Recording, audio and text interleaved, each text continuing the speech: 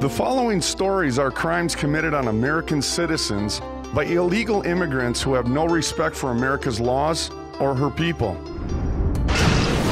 Troy Payton was stabbed to death with a butcher knife by an illegal alien. Amiel Azamita, during a confrontation after Azamita has insulted a 15-year-old girl, all of whom lived in a residence motel near Las Vegas. Even though the killer was a previously deported illegal alien, District Judge Joseph Bonaventure sentenced Azamita to only 19 to 48 months, even though the killer pleaded guilty to voluntary manslaughter. Azamita also had a prior arrest record for assault and domestic violence in Colorado and had been deported a month before the killing. Officer Michael Gordon lost his life to a drunk driving illegal alien. The Chicago policeman was in the driver's seat of his squad car when it was struck by Luis Calilla, a Guatemalan whose blood alcohol level was 0.177, twice the legal limit. Luis Calilla died a few hours after striking the police car, and Michael Gordon is survived by his wife and 4 children. Before entering the police department, Gordon joined the 81st Airborne right after high school, serving in Bosnia and Korea. As a policeman, he asked to be assigned to a tough part of Chicago because he wanted to do more than just write tickets. Oceanside officer Tony Zeppatella was a rookie cop who had been in the department just over a year when he was shot 3 times and killed in a credit union parking lot by Adrian George Camacho, a Mexican illegal alien with a long criminal record. Officer Zeppatella was married with a 6-month-old child. He was born in Whittier and enlisted in the Navy after he had graduated from high school in 1994. Tony Zeppatella was 27 years old when he was killed. The accused killer had been deported several times, and his criminal record lists drugs, illegal firearm possession, and gang activity.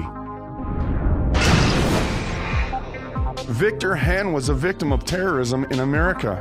She was shot and killed as she sat at her desk by Hesham Mohammed Hadiyet on July 4, 2002 at the El Al ticket counter in Los Angeles International Airport.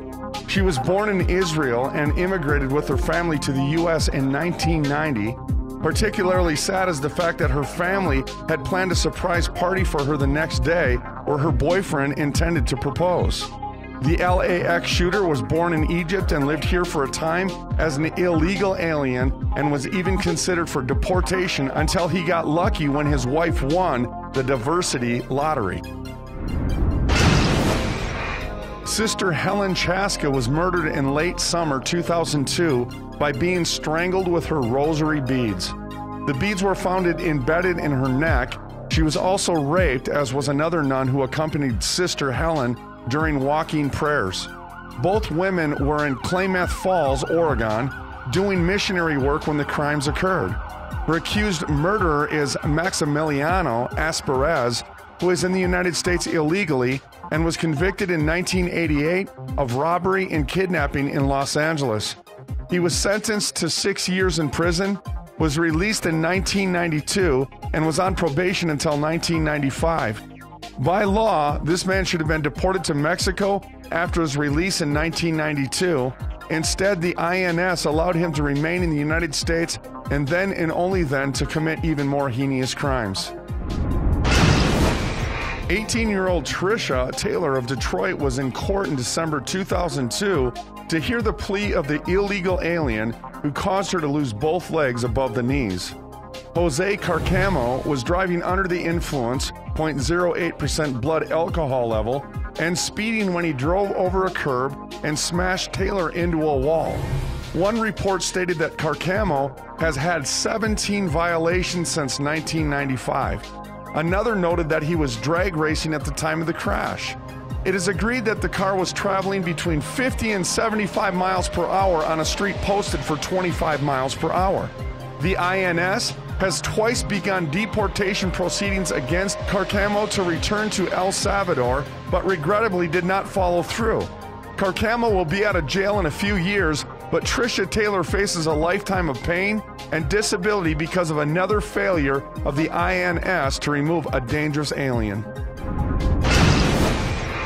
The lives of many law enforcement officers have been lost at the criminal hands of violent illegal aliens. One such was David March, a Los Angeles County sheriff, who was killed when he pulled over a car for a routine traffic stop.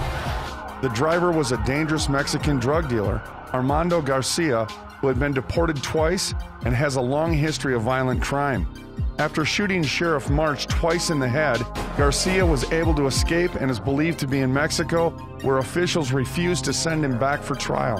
Garcia is also wanted for 2 attempted murders. Without question, America is comprised of immigrants from all over the world, and America welcomes them. However, they must come in abiding by the laws of the land that they wish to be a part of, because there's no other way.